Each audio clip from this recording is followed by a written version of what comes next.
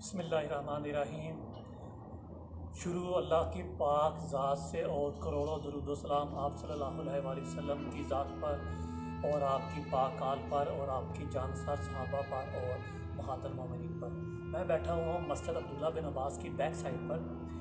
یہ جو ابھی میں آپ کو زیارت کروانے والا ہوں، یہ مسجد عبداللہ بن عباس جو ہے، جس کو مدرسہ عبداللہ بن عباس طائف، اس کے بیک سائڈ پہ یہ جگہ واقع ہے۔ یہ وہ جگہ ہے جہاں پر آپ صلی اللہ علیہ وآلہ وسلم جو تھے، جب آپ طائف آئے تھے تو اس مقام پر پتھراؤ کیا گیا تھا۔ آپ صلی اللہ علیہ وآلہ وسلم یہاں پر آپ کو پتھر مارے گئے تھے۔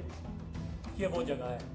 اور دوسری اس کی ہسٹری یہ ہے کہ یہی وہ جگہ ہے جہاں پر جب محاصرہ طائف ہوا تھا تو آپ صلی اللہ علیہ وآلہ وسلم کا خیمہ لگا تھا اور صحابہ کرام کے اسی ایریے پہ خیمے لگے تھے جہاں پر اس ٹائم مدرسہ عبداللہ بن عباس ہے۔ یہ ایکچولی وہ جگہ تھی جہاں پر آپ صلی اللہ علیہ وسلم کا خیمہ لگا ہوا تھا۔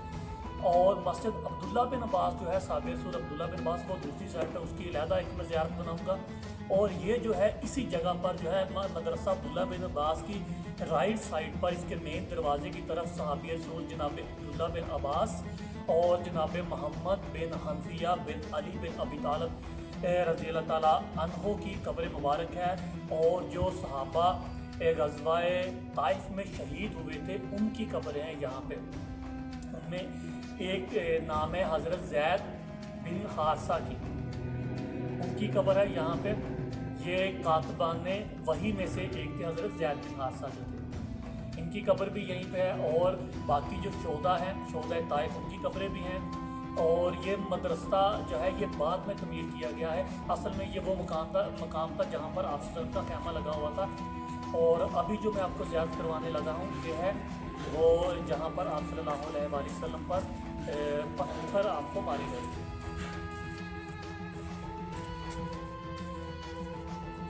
یہ بیک سائڈ ہے عبداللہ بن عباس کی، دیکھیے۔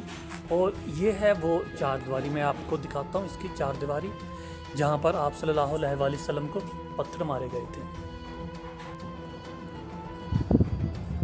یہ دیکھیے خالی جگہ ہے، چار دیواری کی ہوئی ہے اس کی، لیکن یہ وہ مقام ہے جہاں پر آپ صلی اللہ علیہ وآلہ وسلم کو پتھر مارے گئے تھے۔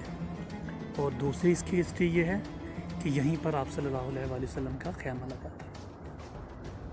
بعثت نبوی کے 10ویں سال جب آپ کے جانسار چچا جناب ابو طالب علیہ السلام اور وفادار زوجہ جناب سیدہ خدیجہ علیہ السلام کی وفات ہو گئی تو آپ صلی اللہ علیہ وآلہ وسلم طائف تشریف لے آئے تاکہ یہاں کے لوگوں کو اسلام کی دعوت دیں۔ اس ٹائم طائف کا مشہور اور طاقتور قبیلہ بنو ثقیف تھا، جس کے 3 سردار تھے، جس کے پاس آپ اسلام کی دعوت لے کر گئے۔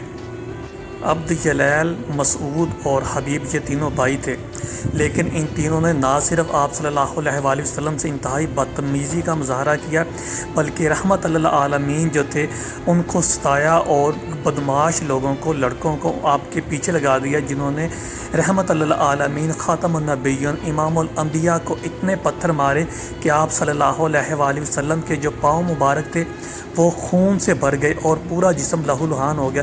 یہ وہ جگہ ہے جہاں پر آپ صلی اللہ علیہ وآلہ وسلم کو پتھر مارے گئے تھے۔ یہ رائٹ سائڈ پر مسجد عبداللہ بن عباس کے رائٹ سائڈ پر یہ 4 دیواری ہے۔